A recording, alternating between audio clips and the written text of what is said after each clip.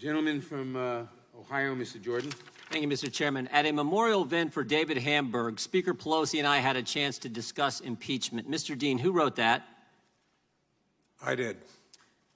1 month ago, May 11th, 2019, haven't we been too long in not giving Trump a meaningful moniker? Should it be deranged Don, deadbeat Don, demagogue Don? Thoughts, please, comments. Mr. Dean, who wrote that? I assume that was mine. It was yours.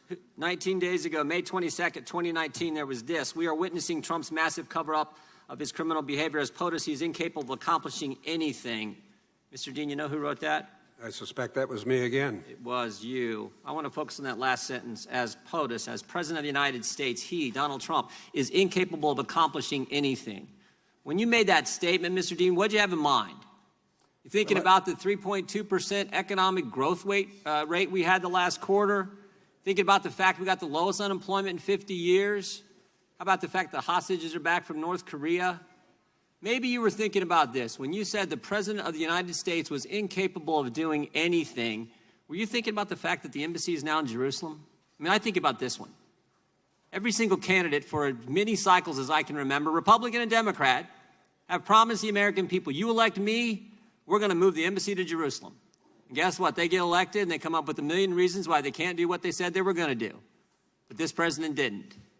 The embassy is now in Jerusalem. So I'm just wondering, what were you thinking about when you said he's incapable of accomplishing anything? Mr. Jordan, I think that under the parliamentary rules of the House, I'm refrained from addressing a full answer to your question.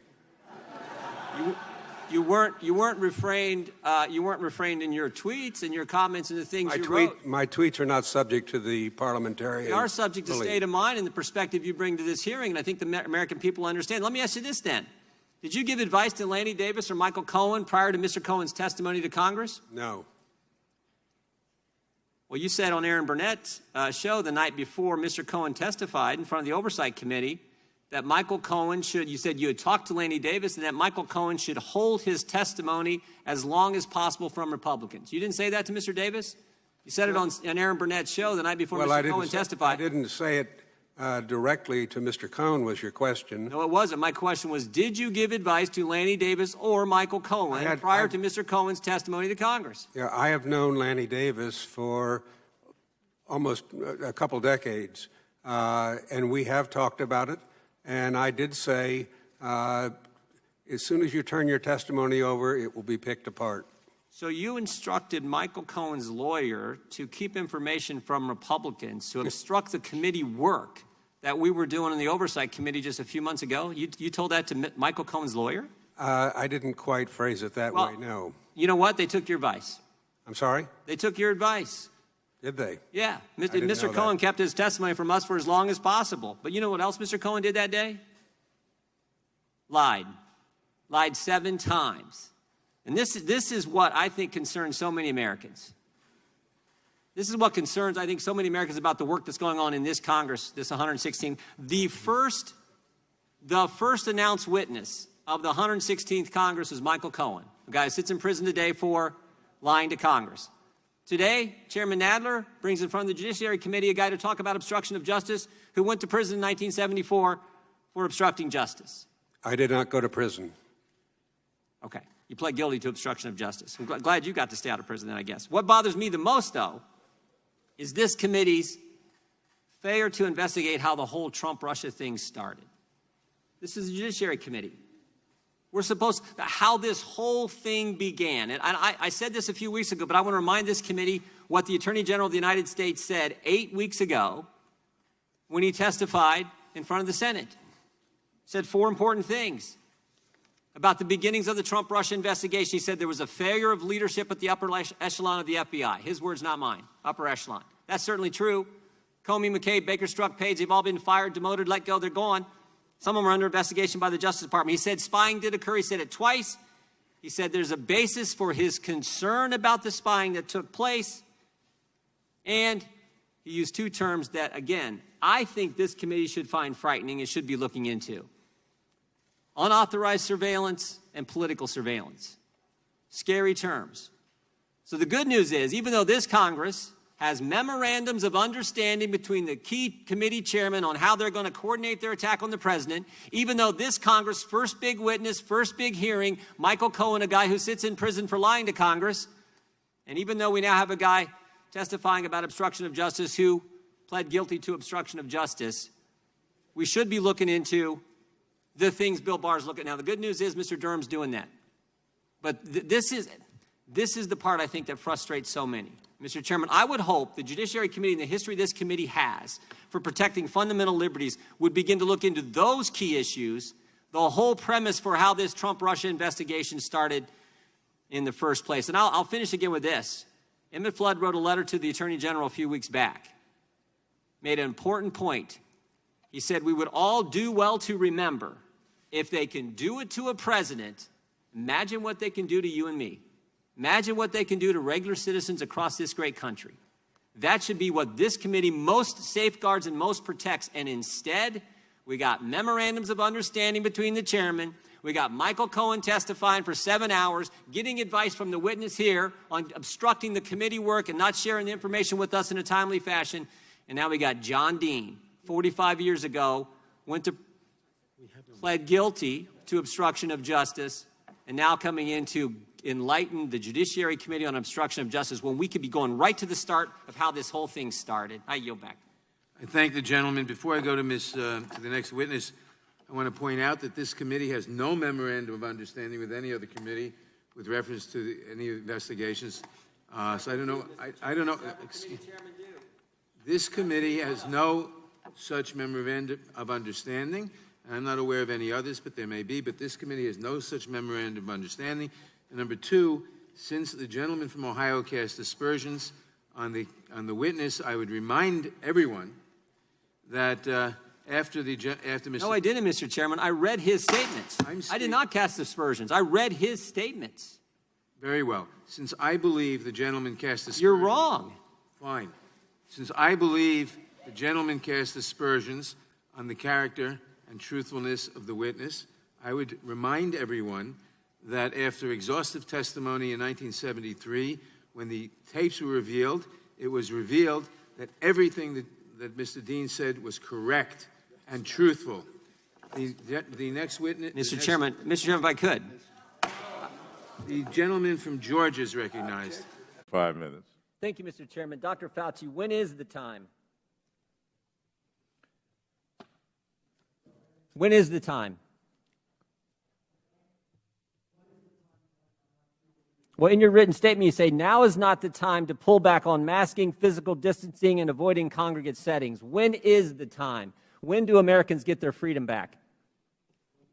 Can you put your microphone on, please? Sorry.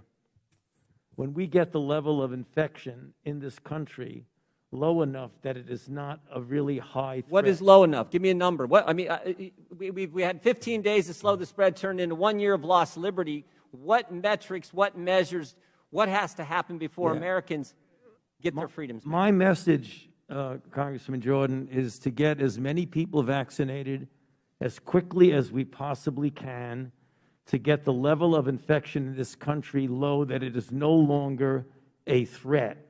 That is when. And I believe when that happens, you will see. What determines when? I'm sorry. What measure? I mean, are we just going to continue this forever, or when do we get to the point? What measure? What standard? What objective outcome do we have to reach before Americans get their liberty and freedoms back? You know, you're indicating liberty and freedom. I look at it as a public health measure to prevent people from dying and going to the hospital. You don't think Americans' liberties have been threatened the last year, Dr. Fauci? They've been assaulted. Their liberties have. I don't look at this as a liberty thing, Congressman Jordan. Well, that's I look obvious. At this as a public health thing. But I disagree with you on that. You think the Constitution is suspended during a virus, during a pandemic? It's certainly not. This will end for sure when we get the level of infection very low. It is now at such a high level.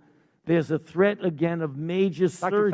Dr. Fauci, over the last year, Americans' First Amendment rights have been completely attacked.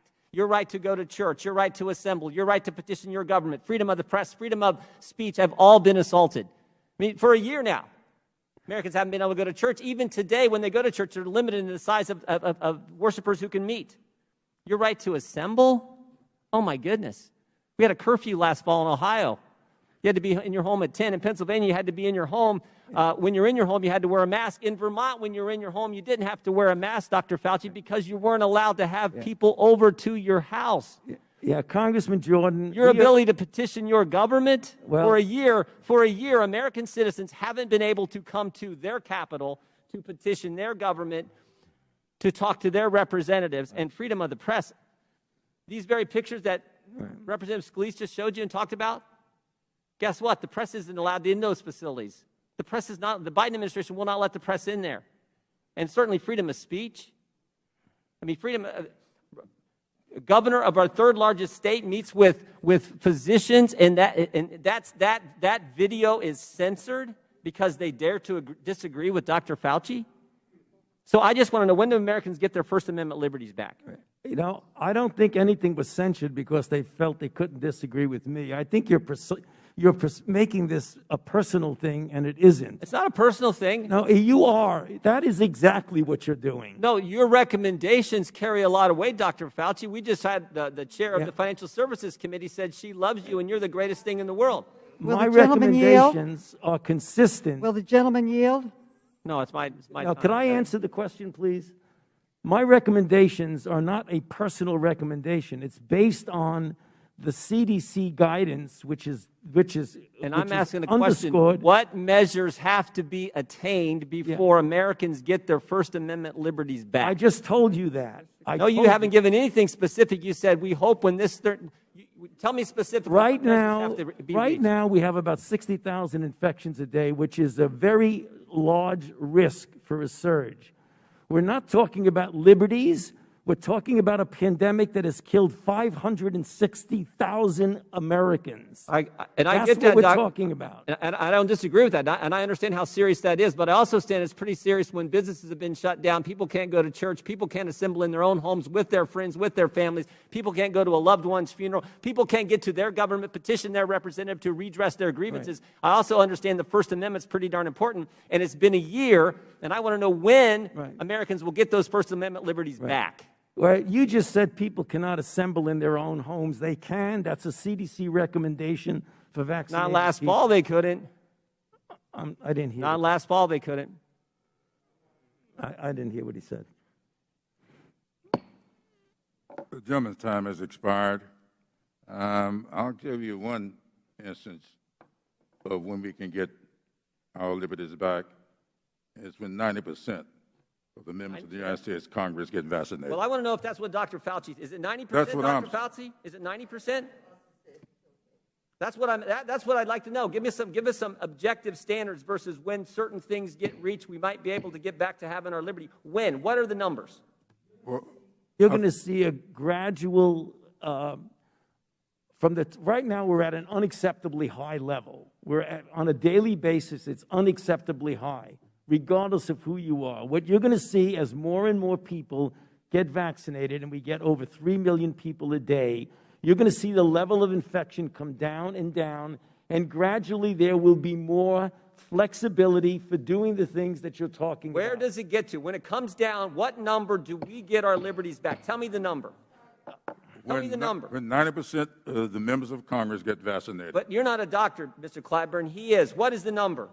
I can't Thank give... you for recognizing me, Mr. Clyburn. Thank you. Chair now for giving me the recognizes time. for 5 I'd minutes. like my question Ms. answered. Maloney. I don't want... Reclaiming my I time. want a Reclaiming my question. time. Regular order. No, It's Just a moment. for all Mr. I'm Chairman, I don't want you to answer my question. The American people want Dr. Fauci to answer the Well- question. But What does it time have to be? expire, sir. You need to respect the chair and shut your mouth. Don't worry about this. We're going to handle this. And I think Mr. Jordan knows me very well. And he knows full well that we're going to handle this. Your time has expired, and the chair now recognizes Thank you, Mr. Chairman. Ms. Maloney. Thank you, Mr. Chairman, for calling this important hearing, and I thank all of their panelists for their dedication to public health and their being here with us today. I'd like to ask, well, first I'd like to thank Dr. Fauci for serving, 7 presidents selflessly trying to find answers to